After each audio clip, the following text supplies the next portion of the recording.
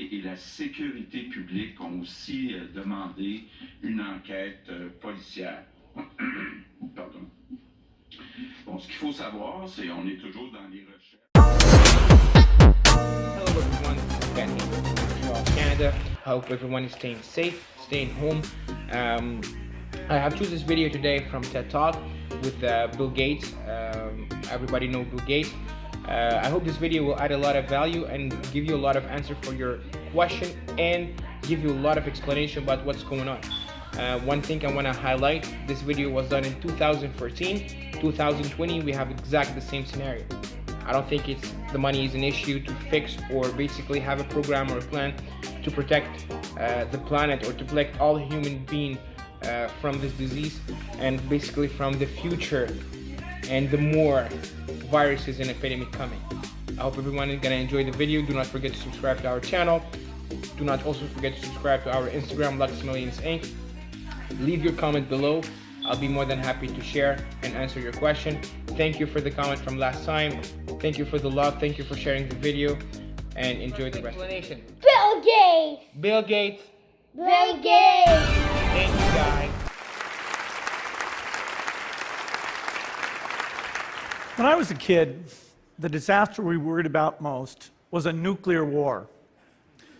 That's why we had a barrel like this down in our basement, filled with cans of food and water. When the nuclear attack came, we were supposed to go downstairs, hunker down, and eat out of that barrel. Today, the greatest risk of global catastrophe doesn't look like this. Instead, it looks like this. If anything kills over 10 million people in the next few decades, it's most likely to be a highly infectious virus rather than a war. Not missiles, but microbes. Now, part of the reason for this is that we have invested a huge amount in nuclear deterrence, but we've actually invested very little in a system to stop an epidemic. We're not ready for the next epidemic. Let's look at Ebola. I'm sure all of you read about it in the newspaper. Lots of tough challenges. I followed it carefully through the case analysis tools we use to track polio eradication.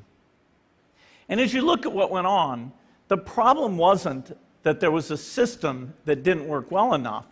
The problem was that we didn't have a system at all. In fact, there are some pretty obvious key missing pieces. We didn't have a group of epidemiologists ready to go who would have gone, seen what the disease was, see how far it had spread. The case reports came in on paper.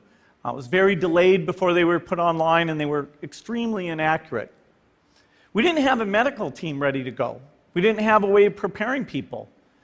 Now, Médecins Sans Frontières did a great job orchestrating volunteers, but even so, we were far slower than we should have been getting the thousands of workers into these countries.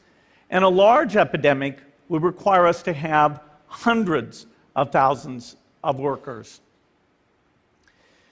There was no one there to look at treatment approaches, no one to look at the diagnostics, no one to figure out what tools should be used.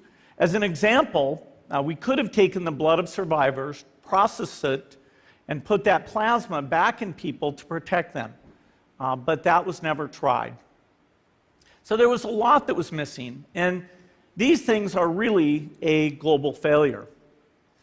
The WHO is funded to monitor epidemics, but not to do these things I talked about. Now in the movies, it's quite different. There's a group of handsome epidemiologists ready to go. They move in, they save the day, but that's just pure Hollywood. The failure to prepare could allow the next epidemic to be dramatically more devastating than Ebola. Let's look at the progression of Ebola over this year. About 10,000 people died, and nearly all were in the 3 West African countries. There's 3 reasons why it didn't spread more. The first is there was a lot of heroic work by the health workers. They found the people and they prevented more infections. The second is the nature of the virus. Ebola does not spread through the air. And by the time you're contagious, most people are so sick that they're bedridden. Third, it didn't get into many urban areas, and that was just luck. If it had gotten into a lot more urban areas, the case numbers would have been much larger. So next time, we might not be so lucky. You can have a virus where people feel well enough while they're infectious that they get on a plane or they go to a market. The source of the virus could be a natural epidemic like Ebola, or it could be bioterrorism. And so there are things that would literally make things 1,000 times worse. In fact, let's look at a model of a virus spread through the air like the Spanish flu back in 1918. So here's what would happen. It would spread throughout the world very, very quickly. And you can see there's over 30 million people die from that epidemic. So this is a serious problem. We should be concerned. But in fact, we can build a really good response system. We have the benefits of all the science and technology that we talk about here. We've got cell phones to get information from the public and get information out to them. We have satellite maps where we can see where people are and where they're moving. We have advances in biology that should dramatically change the turnaround time to look at a pathogen and be able to make drugs and vaccines that fit for that pathogen. So we can have tools, but those tools need to be put into an overall global health system, and we need preparedness. The best lessons, I think, on how to get prepared are, again, what we do for war. For soldiers, we have full-time waiting to go. We have reserves that can scale us up to large numbers. NATO has a mobile unit that can deploy very rapidly. NATO does a lot of war games to check, are people well-trained? Do they understand about fuel and logistics and the same radio frequencies? So they are absolutely ready to go. So those are the kinds of things we need to deal with an epidemic. What are the key pieces? First is we need strong health systems in poor countries.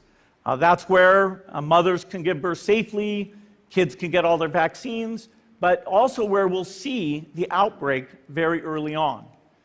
We need a medical reserve corps, lots of people who've got the training and background who are ready to go with the expertise. And then we need to pair those medical people with the military, taking advantage of the military's ability to move fast, do logistics, and secure areas.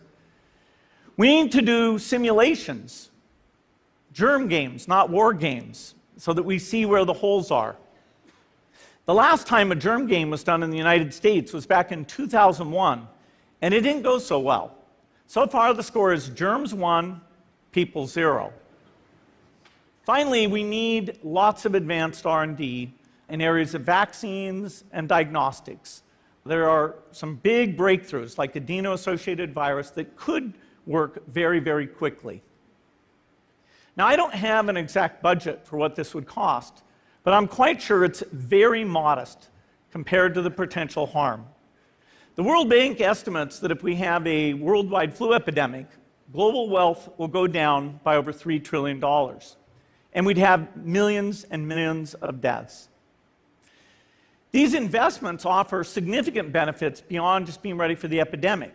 The primary health care, the R&D, those things would reduce global health equity and make the world more just as well as more safe.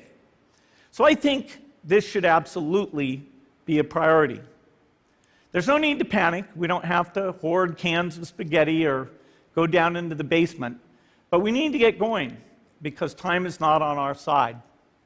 In fact, if there's one positive thing that can come out of the Ebola epidemic, it's that it can serve as an early warning, a wake-up call to get ready. If we start now, we can be ready for the next epidemic. Thank you.